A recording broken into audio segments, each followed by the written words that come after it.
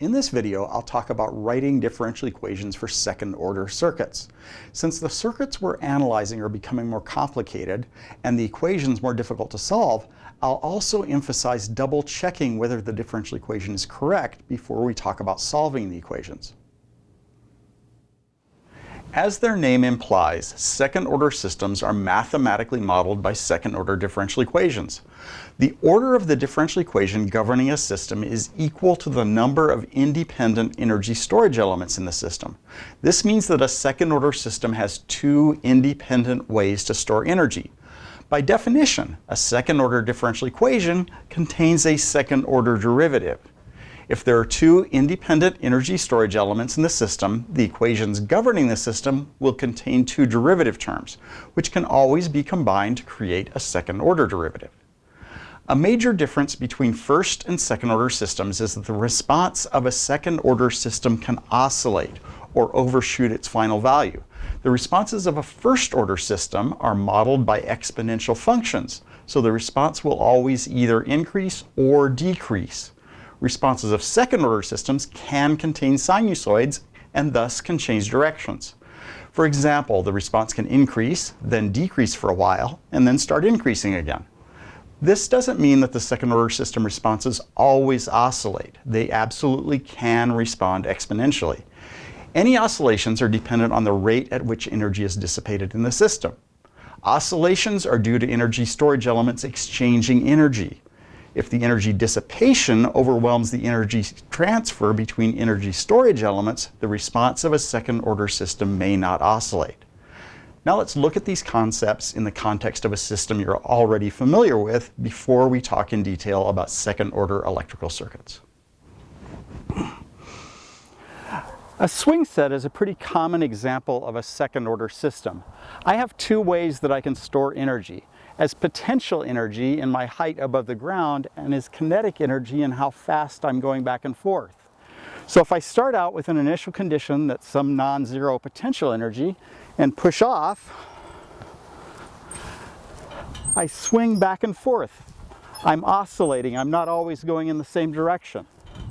The other thing that's happening is that at the height of my arc, my potential energy is the highest and my velocity is the lowest.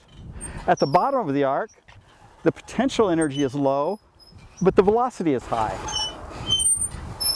So the kinetic and the potential energy are being traded back and forth, which is what causes this oscillation. Next, I'll summarize the steps that I always perform when I write differential equations governing second-order circuits. These steps are exactly the same as those that I use to write differential equations governing first-order circuits. They're also the steps that I use to write the differential equations governing 7th-order or 25th-order circuits. No matter how complex the circuit, the approach is still the same.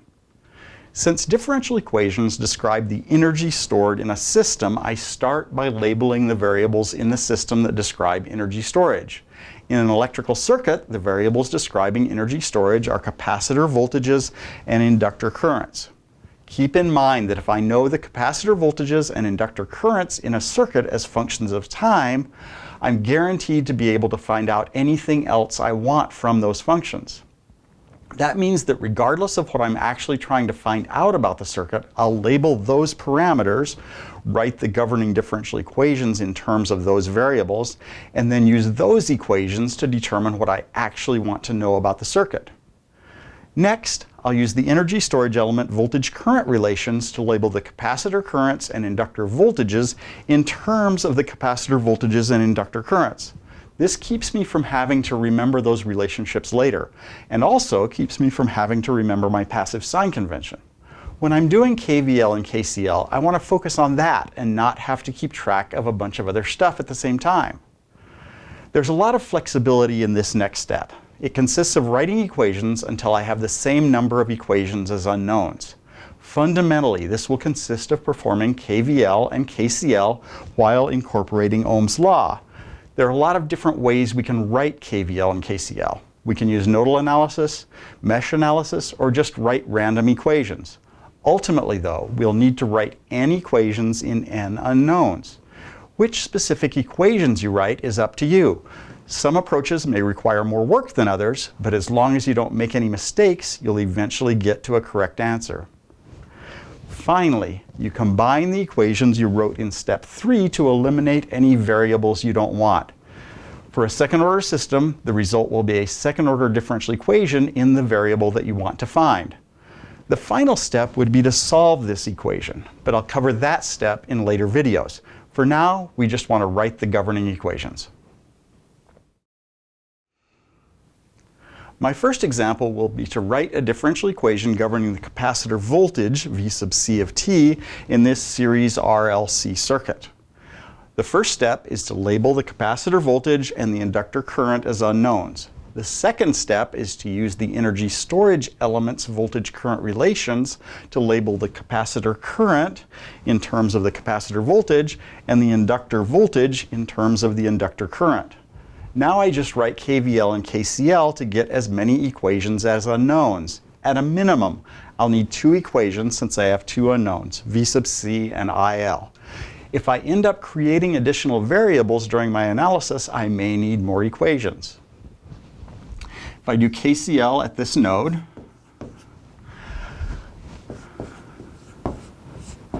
that says that the capacitor current, C dVc by dt,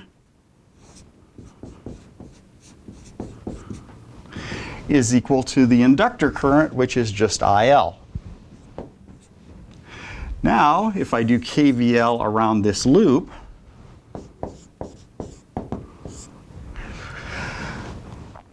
V sub s is equal to this voltage. KCL here tells me that the current through the resistor is equal to C dVc by dt, so this voltage is RC dVc by dt. So V sub s is equal to RC dVc by dt plus the capacitor voltage, which is just Vc, plus the inductor voltage, which is L dIL by dt. That gives me 2 equations in 2 unknowns. I want a single differential equation that has the capacitor voltage V sub c as its only unknown.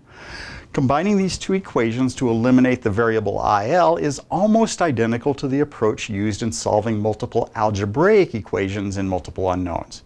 I just solve one of these equations for the unknown I want to eliminate, and then I substitute that into the other equation. This equation already gives me an equation for I sub L, which is what I want to get rid of. I need the derivative of I sub L with respect to time, so if I differentiate both sides of this, dIL by dt is equal to c times d squared Vc by dt squared, because the derivative of a derivative is the second derivative. This substitutes in here, so the final equation is V sub s is equal to RC dVc by dt plus Vc plus L times c d squared Vc by dt squared.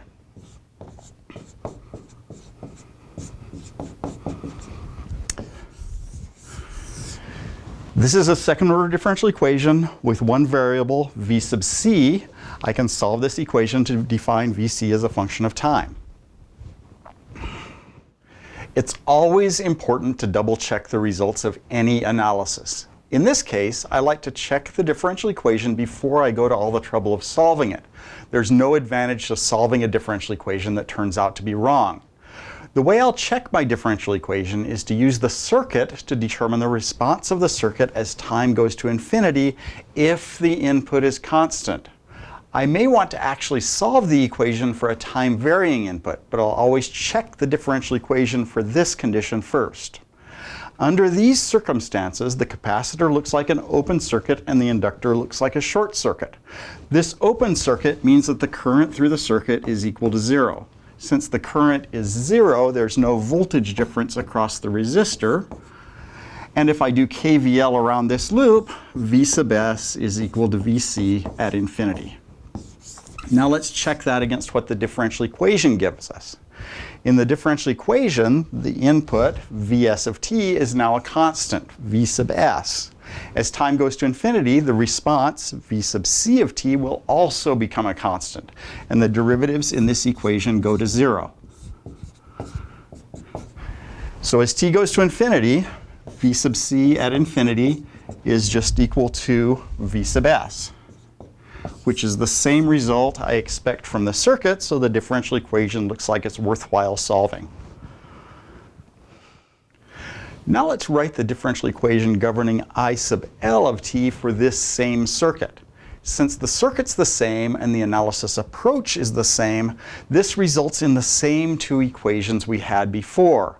The only thing that changes is which variable we eliminate from these equations.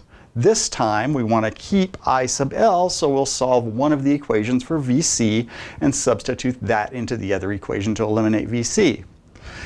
I can solve this equation for Vc, so Vc of t is equal to V sub s of t minus r times I sub L minus L dIL by dt.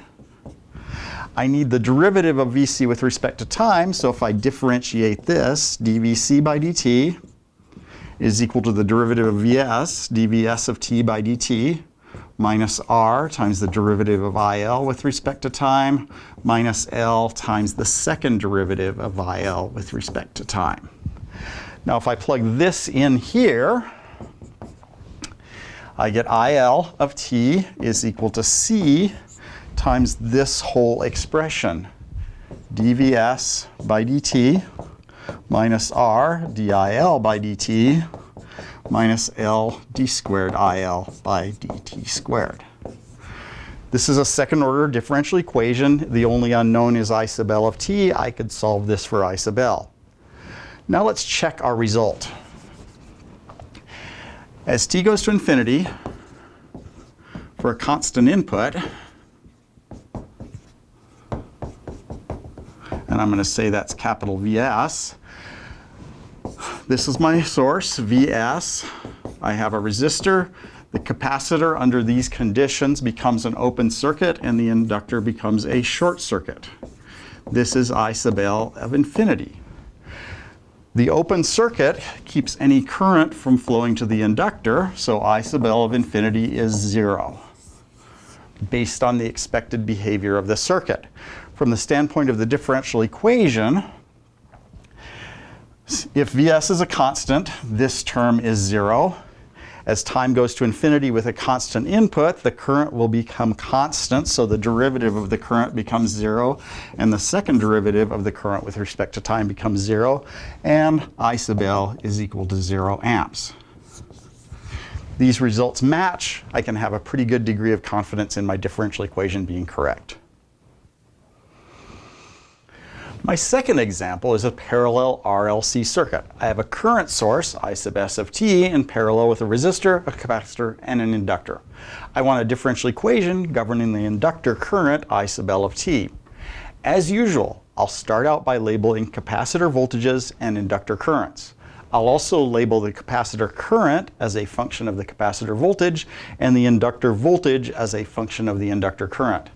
Now I just apply KVL, KCL, and Ohm's law to write two equations in terms of these two unknowns. If I do KVL around any of these loops, I find that the voltage across any element is V sub C. So specifically KVL over here says that V sub C of t is equal to L dIL by dt. Now, KCL up here says that I sub S of t is equal to the current through the resistor. Since everything's in parallel, that current is this voltage V sub C over R, plus the current through the capacitor is C dVc by dt, plus the current through the inductor, which is just I sub L. Now we need to solve these equations to eliminate V sub C and leave I sub L of t. This is an equation for V sub C. I can plug that in here, so I sub S is equal to 1 over R times L dIL by dt plus C times the derivative of this with respect to time, which is L d squared IL by dt squared, plus IL. There's my differential equation. It's a second order differential equation. Its unknown is I sub L, which is exactly what I want. Again, I'll check my differential equation based on the assumption of a constant input as time goes to infinity. Under these circumstances, the capacitor looks like an open circuit and the inductor looks like a short circuit. KVL around this loop says that this resistor is in parallel with a short circuit. A short circuit, by definition, has zero voltage across it, so the resistor also has zero voltage. If there's zero voltage across the resistor, there's no current through the resistor. Likewise, by definition, there's no current through an open circuit. Now, if I do KCL at this terminal, I sub S is equal to I sub L at infinity. Now let's check what we expect from the circuit from the differential equation itself. This is the differential equation that we found. If I sub S is a constant, this becomes I sub S. As t goes to infinity, the derivatives of I sub L will go to 0, since I sub L of t will become a constant. So the differential equation is also telling me that the final value of I sub L will be I sub S, so it looks like we're in good shape as far as our differential equation goes. My final example will be this circuit. The switch moves from position A to position B at time t equal to 0. We want to find the differential equation governing the capacitor voltage V sub c of t as a function of time for time greater than 0. For time greater than 0, the switch is connected to the 12-volt source, so this is the circuit of interest. Now I've got my capacitor voltages and my inductor currents labeled. I also need to label the inductor voltages. So the inductor voltage is the inductance, 3 henries, times the derivative of IL with respect to time. And the capacitor current is the capacitance, 2 farads, times the derivative of the capacitor voltage with respect to time. Now I just have to worry about KVL, KCL, and Ohm's law. If I do KVL around this loop, 12 volts is equal to the inductor voltage, which is 3 DIL by dt, plus the capacitor voltage, which is just V sub c. Then KCL here says that the current coming in, which is I sub L of t, is equal to the current through the capacitor, which is labeled there as 2 dVc by dt, plus this current through this resistor. If I do KVL around this loop, I find that the capacitor and this resistor are in parallel, and this voltage is also V sub c of t.